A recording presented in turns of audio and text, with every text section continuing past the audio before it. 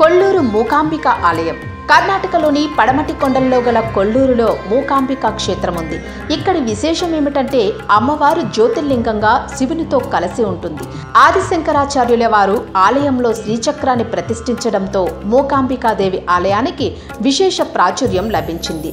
కుడజాద్రి పర్వతంపై ఆదిశంకరాచార్యులు అమ్మవారి కటాక్షం కోసం తపస్సు చేయడంతో అమ్మవారు ప్రత్యక్షమయ్యారట.